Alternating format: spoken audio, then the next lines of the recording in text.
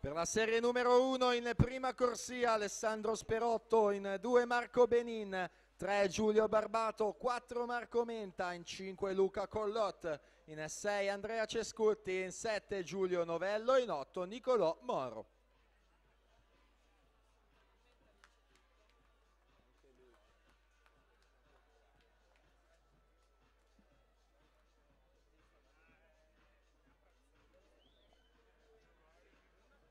Si chiude la seconda serie maschile, Lorenzo Chiavegato 37,75, Alvise Zanon 39,08.